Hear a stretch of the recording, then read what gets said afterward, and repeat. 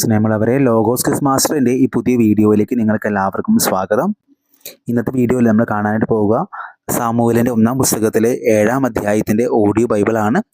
Logos ക്വിസിന് വചനങ്ങൾ തന്നിട്ട് quotations എഴുതാനുള്ള ചോദ്യങ്ങൾ തുടർച്ചയായി ആവർത്തിക്കുന്നതിനാൽ സാധിക്കുന്ന പോലെ ഈ ഒരു ഓഡിയോ ബൈബിൾ പല പ്രാവശ്യം കേട്ട് മനഃപ്പാഠമാക്കാൻ പ്രത്യേകമായി പരിശ്രമിക്കുക.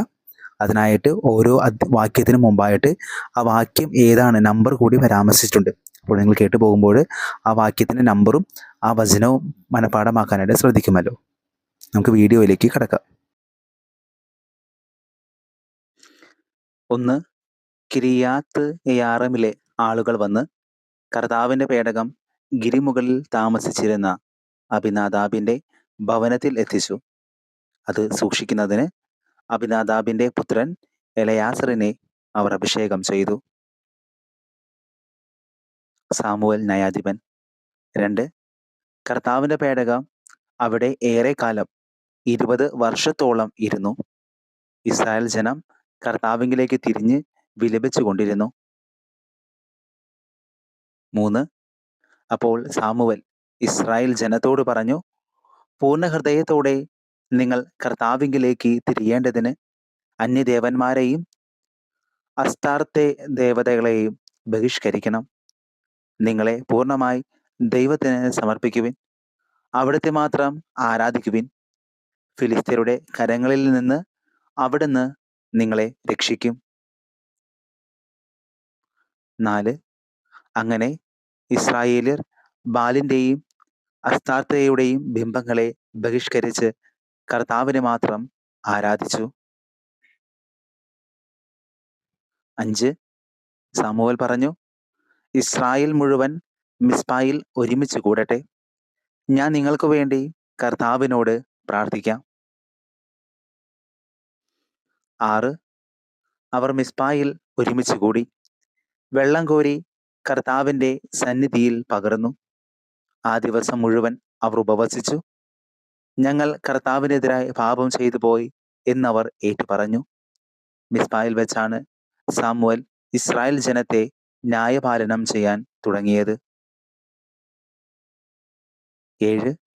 ഇസ്രായേൽക്കാർ മിസ്പായിൽ ഒരുമിച്ച് കൂടിയിട്ടുണ്ടെന്ന് കേട്ടപ്പോൾ ഫിലിസ്ത്യ പ്രഭുക്കന്മാർ ഇസ്രായേലിനെ ആക്രമിക്കാൻ പുറപ്പെട്ടു. 8. ഇസ്രായേൽക്കാർ ഭയചകിതരായി ഫിലിസ്ത്യരിൽ നിന്ന് തങ്ങളെ രക്ഷിക്കുന്നതിന് ദൈവമായ കർത്താവിനോട് നിരന്തരം പ്രാർത്ഥിക്കണമേ എന്നവർ സാമുവേലിനോട് അപേക്ഷിച്ചു. 9. സാമുവൽ മുലകുടി മാറാത്ത ഒരാട്ടിൻകുട്ടിയെ സമ്പൂർണ്ണ ദഹനബലിയായി കർത്താവിന് അർപ്പിച്ചു. അവൻ ഇസ്രായേലിനു വേണ്ടി കർത്താവിനോട് പ്രാർത്ഥിച്ചു. അവിടുന്ന് അവൻ്റെ പ്രാർത്ഥന ശ്രവിച്ചു. 10. സാമുവൽ ദഹനബലി അർപ്പിച്ചു കൊണ്ടിരിക്കവേ ഫിലിസ്ത്യർ ഇസ്രായേലരെ ആക്രമിക്കാൻ അടുത്തുകൊണ്ടിരുന്നു. കർത്താവ് ഭയങ്കരമായ ഒരിടിനാദം മുഴക്കി ഫിലിസ്ത്യരെ സംഭ്രാന്തരാക്കി. അവർ പലായനം ചെയ്തു. 11. ഇസ്രായേലർ മിസ്പായിൽ നിന്ന് ബത്കാർ വരെ അവരെ പിന്തുടർന്ന് വധിച്ചു. 12. അനന്തരം സാമുവൽ മിസ്പായ്ക്കും ജനാശയ്ക്കും മധ്യേ ഒരു കല്ല് സ്ഥാപിച്ചു. ഇതുവരെ കർത്താവ് നമ്മെ സഹായിച്ചു എന്ന് പറഞ്ഞ് ആ സ്ഥലത്തിന് എബനേസർ എന്ന് പേരിട്ടു.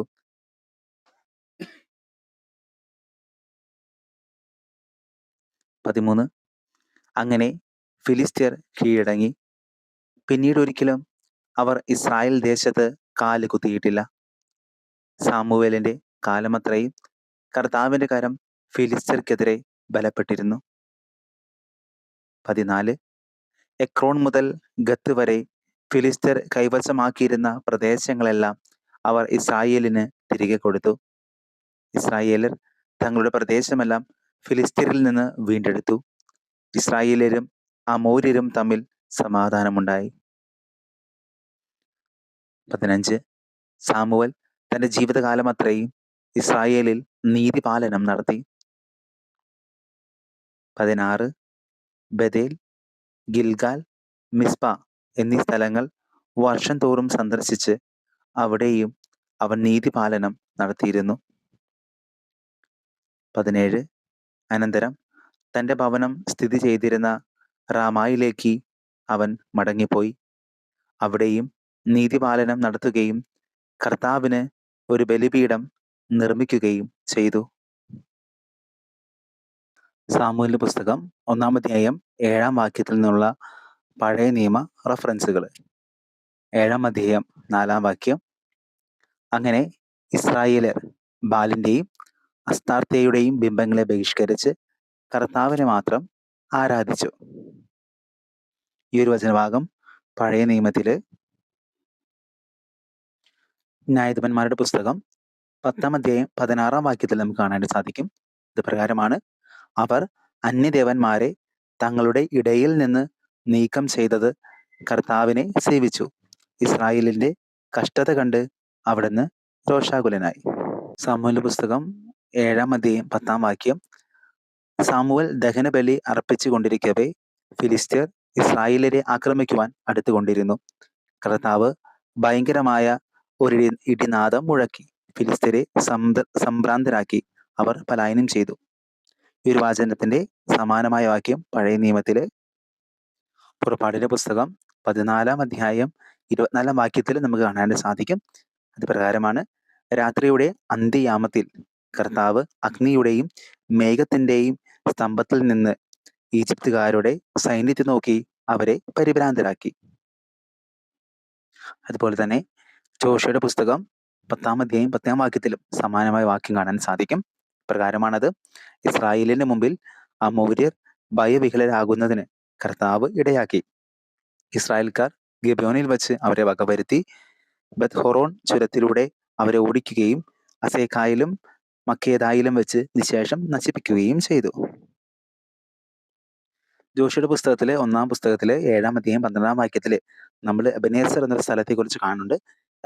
എബനേസർ എന്ന വാക്കിനർത്ഥം സഹായശില എന്നാണ്. POC ബൈബിളിലെ റഫറൻസ് സെക്ഷനിൽ ആ പേര് പരാമർശിച്ചിട്ടുണ്ട്.